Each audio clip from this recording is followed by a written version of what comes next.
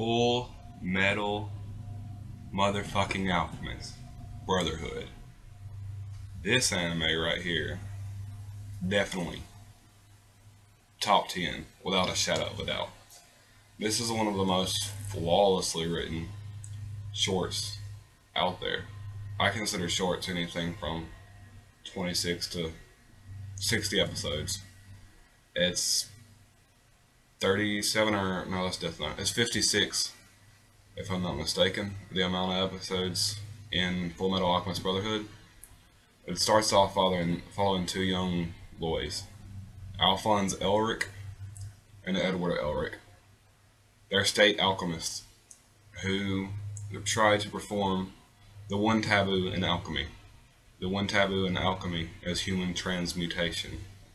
Basically, what human transmutation is alright, better to explain what alchemy is first. Alchemy is basically trading one thing for another, but you need something of the same material to get it back. So basically what they did, they found everything that was in a human body and drew their alchemy circle and placed it in the center and tried to transmute their dead mother back. And when they did, they opened the portal of truth and they got to see the truths of the world.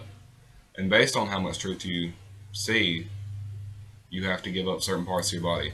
Alphonse Elric gave up his whole body. I guess he's seen way more than anybody else. And Edward gave up his arm. Alright, after they make it back from the portal of truth, there's some disgusting looking thing laying on the floor they didn't get to make their mother, and it still cost him his body and Ed his arm. And Ed saw that his brother gave up his whole body and quickly formed a bond seal on a suit of armor, bonding Alphonse Elric to the armor so his brother wouldn't die. And for him to do the bond, he had to give up another body part. This time, they took his leg. Now, fortunately for Ed, they have basically mechanical limbs, and his lover, pretty much, you can go on and say it, their best childhood friend, works on this type of mechanics, so she built an arm and a leg for Ed, and she's basically the mechanic for it anytime it breaks. And throughout the whole anime, they're trying to learn a way to get their bodies back, but they don't want to sacrifice anybody else to do it.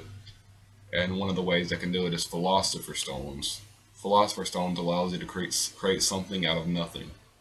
And alchemy is the law of equivalent exchange. You have to exchange something equivalent for what you get.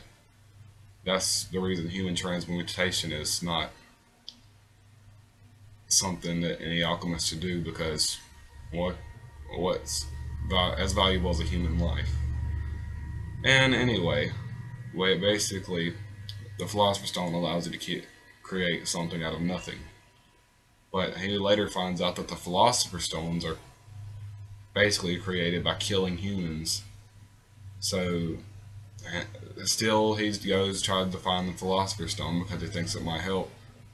But later on, his father offers to sacrifice his body to get Al's back, and he's an immortal, his father, because of the leader of the homunculus and the homunculi. You'll see about that later.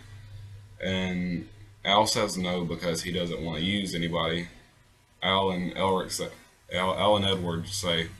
no because they don't want to use anybody else's body and kill anybody else to get their back, because it was a mistake they made on their own.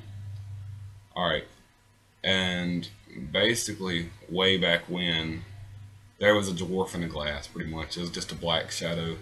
It's not your average dwarf, and it convinced Ed and Al's father to let it out, and basically it fucked up Xerxes, which is an old city, in order to give Ed and Al's father immortality and him immortality.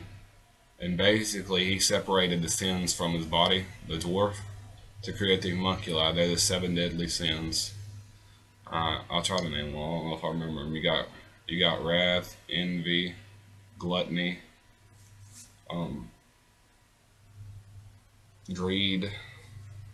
Yeah, see, I don't know all of them, but anyway, I've forgotten them because it's been a couple weeks since I watched it, and also it's probably something I should know.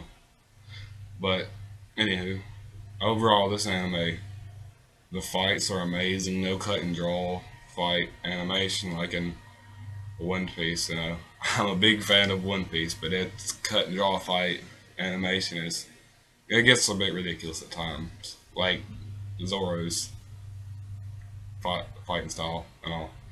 But anyway, it's not about that. So, um, overall, this anime gets a 10 out of 10. It caught me. Decent animation, flawless story for a short. It should still be going on if you ask me. I haven't read the manga. It, I believe it's over in the manga, but it may still be going on. I'm not sure. I'll have to check that out later. But overall, yeah, I give it a 10 out of 10, and it's definitely worth your time to watch. And as for that, that's it, guys. As always, see you later.